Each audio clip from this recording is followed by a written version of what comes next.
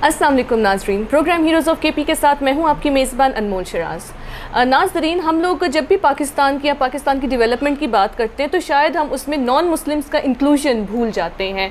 और अगर हम देखें तो पाकिस्तान को आज़ादी देने में मुसलमानों के साथ साथ गैर मुसलमानों का भी उतना ही हक़ है और वो अपना उतना ही किरदार अदा कर रहे हैं। इस वक्त मैं एक ऐसी खातून के पास मौजूद हूँ जिसने पिछले 30 सालों से अपनी मदद आपके थ्रू अपनी कम्युनिटी में, क्रिश्चियन कम्युनिटी में ख़ुसूसन तालीम को आम करने की जिद्दोजहद वो कर रही हैं। उन्होंने बहुत ऑब्स्टिकल्स के थ्रू भी गुजरे जो कि हम उनसे जानेंगे, लेकिन तालीम को कितना उन्होंने फ़रोग़ दिया है, कितनी उनकी इम्पोर्टेंस है, ये हमने खुद, मैंने और मेरी टीम ने देखा कि जब यहाँ बैठे हुए बालिग लोग जो कि उम्र रसीदा थे, सीनियर सिटीजन्स थे, वो भी यहाँ तालीम लेने के लिए आ रहे थे। उनसे हम जानते हैं कि उनकी लाइफ की जर्नी क्या है और इसके पीछे उनका क्या मकसद था। अस्सलाम वालेकुम आंटी। वालेकुम सलाम। कैसी हैं आप? मैं अच्छी हूँ आंटी। पहले तो आप ये बताएं आपकी कितनी एजुकेशन है? मेरी एजुकेशन तकरीबन जो है मैंने FA की है। वो तो उस ज़माने में तो FA भी फिर आज के मास्टर्स और MPhil के बराबर है बस। और आपका ताल्लुक़ कहाँ से? पेशावर से या पेशावर के बाहर से? अब पेशावर के बाहर से थी। मेरी शादी हुई, मैं नौशहरा की रहने वाली हूँ। अच्छा। और शादी हुई पेशावर में, और फिर ये तकरीबन ये घर, ये एक कॉलोनी है जो बहुत बड़ी कॉलोनी है, और इसमें मेरी पहली फैमिली है जो हम लोग यहाँ पर शिफ्ट हुए, और मेरे बच्चे छोटे छोटे थे जब मैं इनको यहाँ पर लेके आई हूँ। आपने ये एजुकेशन दिलाने के पीछे आपका क्या मकसद था कि क्यों आपकी कम्युनिटी के पास एजुकेशन हो? क्योंकि यहाँ मिशनरी स्कूल्स भी हैं, जैसे कॉन्वेंट हो गए, एडवर्ड्स हो गया, सेंट मेरीज़ हो गए, इस तरह के भी स्कूल्स हमारे पास मौजूद हैं। तो इनको ऐसी क्या वो रेजिस्टेंस आ रही थी कि आपने कहा कि नहीं, मैं आगे बढ़ के इनको एजुकेशन दूँगी? हाँ बिल्कुल, बात यह ना कि ये वो बच्चे थे या वो औरतें थी जो कभी स्कूल नहीं गई थी, और वो बच्चे जो बहुत ज़्यादा वीक थे उर्दू में, और इंग्लिश तो वो पढ़ लेते थे लेकिन उर्दू उनको बिल्कुल नहीं आती थी, और उर्दू के लिए फिर वो मेरे पास आए हैं। बस मेरी ये जो एक जज्बा था, मैं ये चाहती थी कि ये मेरे लोग आगे चलें, कामयाब हों और ये पढ़ें। फिर बहुत सारी औरतें आ गई मेरे पास, और क्योंकि मैं सिलाई सेंटर भी चलाती थी, और जिसकी वजह से वो लोग मेरे पास सिलाई सीखने के लिए आती हैं, और उनके पास तालीम नहीं थी। मैंने कहा कि इनके लिए तालीम होना बहुत ज़रूरी है ताकि ये अपने यानी कि कलाम को पढ़ सकें, या जो अगर हम सिलाई करते हैं तो उसके लिए भी हमें इंची टेप की ज़रूरत होती है, उसमें भी लिखने की कितनी लंबाई है, कितनी चौड़ाई है, इसके लिए भी उनकी पढ़ाई थोड़ी ज़रूरी थी। तो वो बिल्कुल अनपढ़ औरतें थी जो मेरे पास आई हैं, फिर मैंने उनको पढ़ाना शुरू किया। आज 30 साल हो गए हैं तकरीबन, बहुत से लोग मेरे से कामयाब होकर गए हैं, और बच्चे आज बहुत सारी लड़कियां जो हैं वो नर्सेज हैं, कोई जो हैं वो टीचर हैं, और बहुत सारे लोग जो हैं वो कामयाब हुए हैं।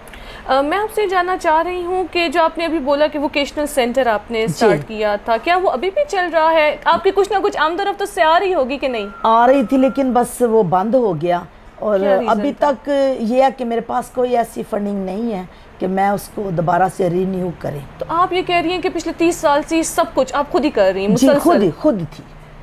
कोई गवर्नमेंट वाला, या हम देखते हैं कि जब वोट लेने के लिए लोग आते हैं तो वो बहुत बड़े बड़े दावे करते हैं कि हम आपको ये हक भी देंगे, एजुकेशन भी करेंगे, सड़कें बना देंगे, गलियां बना देंगे। तो मैं तो देख रही हूँ यहाँ तो कोई उस तरह डेवलपमेंट नहीं हुई है। नहीं, कुछ भी नहीं है, कुछ हेल्प नहीं है। किसी ने भी हेल्प का कहा था, हमें कोई इंटरव्यू लेने के लिए आए हैं हमारे इसी तरह क्लास का, उन्होंने किसी ने हमारे लिए कुर्सियाँ भेजी हैं, किसी ने बैग भी दिए हैं, और उन्होंने कहा चलो जो लोग पढ़ना चाहते हैं आगे तो उनके लिए हम हेल्प करते हैं। तो वो कुर्सियाँ आई हैं गाड़ी में, तो फिर वापस चली गई, हमारे घर तक नहीं आई हैं। Oh my God. तो इस सफ़र का आगाज़ कहाँ से हुआ? वो कौन सा ऐसा लम्हा था कि ये सफ़र आपने आगाज़ किया? वो पहला दिन, वो पहला लम्हा, या वो पहला स्टूडेंट?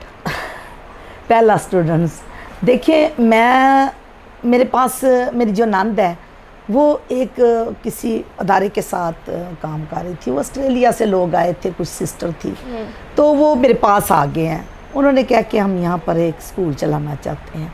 उन्होंने स्टॉल ले लिया, फिर वो लोग 1 साल के बाद चले गए, और जब वो चले गए हैं तो फिर मेरे अंदर वो तड़प थी कि मैंने इनको छोड़ना नहीं है, अब इन बच्चों को मैंने पढ़ाना है, क्योंकि काफ़ी बच्चे ये भट्टों से आए, काबली बच्चे थे वो जो काबल में चले गए हैं, और उनको भी मैं पढ़ा रही थी।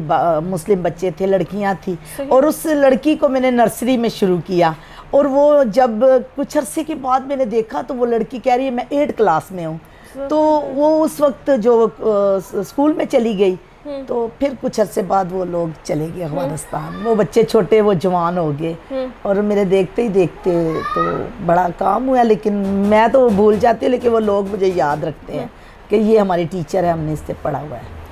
آپ نے جب بات کی کہ آپ تعلیم بالغہ دے رہی ہیں اور آپ چاہتی ہیں کہ جو مذہب کی نالج یا انفارمیشن ہے وہ ان کو آئے، تو آپ نے ایسی کیا کمی دیکھی کہ جو آپ کے اپنے پریسٹ ہیں وہ کیا اس طرح، مجھے جہاں تک میں اپنا کہتی ہوں کہ ہم جب تک خود نہیں پڑھتے، مطالعہ جب تک خود نہیں کرتے تو مجھے نہیں پتہ چلے گا کہ کیا لکھا ہوا ہے، تو کیا یہاں اسی طرح تھا کہ خود پڑھنا زیادہ ضروری ہے؟ جی، میرے پاس عورتیں آتی ہیں جو صبح ہماری ایک عبادت کا وقت ہے 10 بجے سے 11 بجے تک، تو وہ آتی ہیں تعلیم کے لیے. ہم اپنی عبادت کرتے ہیں، اس میں ہم گیت گاتے ہیں، اس میں ہم کلام پڑھتے ہیں، تو کلام میں ان کو پڑھاتی ہوں. تو وہ بیچاری ان کو پڑھنا نہیں آتا تھا، جس کی وجہ سے میرے اندر سے یہ ایک بات اٹھی کہ ان کو پڑھانا ضروری ہے، کیونکہ یہ کلام کا شوق رکھتی ہیں، یہ پڑھنا چاہتی ہیں کہ ہم تعلیم حاصل کریں، ہم اپنی بائبل کو دیکھ سکیں. اور نہیں تو ہم نے کون سا دفتروں میں جانا ہے یا کون سی کوئی جاب کرنی ہے، ہم کم سے کم اپنے گھر میں اپنے مذہب کی تعلیم حاصل کر سکیں. آنٹی اگر میں یہاں سے بات کروں کہ جو آپ کا سلائی سینٹر جو آپ کا چل رہا تھا، ایسی کیا وجوہات تھیں کہ اس کو ختم کرنا پڑ گیا؟ ظاہر ہے ہمارے پاس فنڈ ہی نہیں تھا، تو جس کے اندر وہ سلائی کڑھائی کی مشینیں ابھی بھی میرے پاس ہیں، لیکن وہ ساری جو ہیں وہ خراب پرانی ہو چکی ہیں. ان کو ہم نے یعنی کہ ریپیئر کروانے کے لیے بھی ہمارے پاس فنڈ نہیں ہے کہ ہم ان کو ٹھیک کروا کے دوبارہ سے، کیونکہ ابھی میرے پاس جگہ بھی نہیں ہے، تو میں چاہتی ہوں مجھے ایک جگہ مل بات جائے. ہے، میں نے یہ دیکھا ہے کہ آپ کے پاس اسٹوڈنٹس کافی زیادہ ہیں، ماشاءاللہ انفلکس بہت زیادہ آ رہا ہے آپ کے پاس، لیکن جگہ آپ کو کم پڑی. کیا آپ نے کبھی اپنے نمائندگان سے بات کرنے کی کوشش نہیں کی کہ خداہرا آپ لوگ آ تو جاتے ہیں نعرے لے لے کے اور اتنے بڑی بڑی تقریریں کر کے؟ ابھی میں خود حالیہ میں جو دسمبر میں الیکشن ہوئے ہیں، میں خود اس الیکشن میں کھڑی ہوئی ہوں، اور وجہ کیا یہی تھی؟ ہاں جی، یہی وجہ تھی. 6-7 لوگ یہاں پر کھڑے ہوئے ہیں اور اللہ نے مجھے کامیاب کیا ہے. ہاں جی، میں کامیاب ہو گئی ہوں، اور ابھی تک آپ جانتے ہو کہ کوئی فنڈ کوئی ہماری کچھ ہمیں نہیں ملا کہ میں اگر مجھے یہ ملے تو میں ضرور وہ کروں، لیکن کچھ بھی نہیں ہے ابھی تک. میں چاہتی ہوں کہ میں اپنے لوگوں کے لیے کام کروں. یہاں پر میں چاہتی ہوں کہ ایک کمپیوٹر سینٹر ہو، یہاں پر سلائی سینٹر لڑکیوں کے لیے ہو، وہ بھی سیکھیں تاکہ وہ ہنر حاصل کریں اور اپنا کاروبار کر سکیں، اپنا کام کریں. اگر ہم آپ کے بچوں کی بات کریں تو کیا آپ کے بچے تعلیم یافتہ ہیں؟ جی. کتنی تک تعلیم؟ یہ میری بچے ہیں آپ کے؟ میرے 4 بچے ہیں، 2 بیٹیاں 2 بیٹے ہیں. سب کی شادی ہو چکی ہے. یہ میری بیٹی ہے، اس نے ماسٹر کیا ہوا ہے. اچھا، اعلیٰ تعلیم ہے سب کی؟ جی ہاں جی. اور آپ کے ہسبینڈ کیا کرتے ہیں؟ وہ UNCR میں کام کرتے ہیں. زبردست. تو یہ ہے کہ بس خدا کا شکر ہے کہ سلسلہ جاری ہے، اور میری کوشش بھی جاری ہے، کیونکہ اب میری عمر بھی 60 سال کی ہو گئی ہے. خدمت کرتے کرتے اس کالونی میں تقریباً 30 سال میری جو ہے یہاں پر میری خدمت ہے. واو. اگر میں کتابوں کی بات کروں تو یہ کتابیں آپ کے پاس کیسے آتی ہیں؟ کتابیں ہمیں چرچ کے وسیلہ سے ہمیں مل جاتی ہیں. اچھا. جب میں چاہتی ہوں تو وہ مجھے ہیلپ کرتے ہیں، کچھ ہمیں پیسے دینے پڑتے ہیں، تو کاپیاں جو ہے وہ لوگ خود اپنے لیے لے لیتے ہیں. بکس ہمارے سے مل جاتی ہیں. آپ ہم جیسے سٹینڈرڈز ہوتے ہیں KG 1 2 3، کیا اس سٹینڈرڈ کے حساب سے آپ پڑھاتی ہیں یا صرف ایک مین ان کو تعلیم دیتی ہے کہ اردو کا قاعدہ آپ نے پڑھنا ہے؟ ان کو اردو بالکل آ جاتی ہے. جب میں پڑھاتی ہوں تو ان کو اردو آ جاتی ہے. اچھا. تو وہ پڑھ سکتی ہیں، چاہے وہ 5ویں کلاس میں جا کر بیٹھ جائیں تو ان کو آ جائے گی. جو لڑکیاں ہیں جو اسکول میں نہیں گئی ہیں، جن کی اردو ویک ہے، وہ بھی پڑھتی ہیں، وہ بھی لوگ آتے ہیں. ایک بچہ ہے وہ پڑھتا ہے، لیکن وہ لڑکا جو بیٹھا ہوا تھا اس کو بالکل اردو نہیں آتی، وہ میرے پاس آیا پڑھنے کے لیے. جی. بہت ساری لڑکیاں. ہم جب بھی آنٹی کسی سفر کی طرف ہم جاتے ہیں تو بڑی رکاوٹیں آتی ہیں، مشکلات آتی ہیں. وہ کیا ایسی مشکلات تھیں کہ جس کے اندر سے ایک بڑی اسٹرانگ نسرین نکلی ہے؟ یہاں پر تو مسئلے ہیں. میں آپ کو بتاتی ہوں کہ یہاں پر بہت جو ہے نا مسئلوں سے بھری ہوئی کالونی ہے، کیونکہ جب میں کام شروع کیا، سٹارٹ لیا، ہمارے گھر کے سامنے ایک بلیئرڈ کی دکان تھی، بلیئرڈ لوگ لڑکے کھیلتے تھے، اور یہاں سے بہت سارے مسلم لڑکے بھی آ کر بیٹھ جاتے تھے، اپنی کمیونٹی کے بھی لڑکے آ کر بیٹھ. مجھے اچھا نہیں لگتا تھا کہ میری گلی سے وہ تمام کالونی کی لڑکیاں آتی ہیں تو بڑی مشکل ہے. میں نے اس کو بند کروانے کی کوشش کی کہ اس کو بند کیا جائے، کیونکہ سب کی بیٹیاں آتی ہیں یہاں پر، بہنیں آتی ہیں، تو مجھے اچھا نہیں لگتا کہ وہ یہاں پر یہ ایسے کھلا تو لوگ دیکھیں، ان کو بھی نہ دیکھیں. مجھے اس چیز کے لیے بھی غیرت تھی اور بڑی مشکلات تھی. بڑے لوگوں نے میرے لیے وہ کیا، مسئلے بنائے تاکہ یہ اس کو بند کرے، لیکن یہ اچھا کام تھا، خدا میرے ساتھ تھا اور خدا نے میری مدد کی ہے بہت سارے لوگوں کی.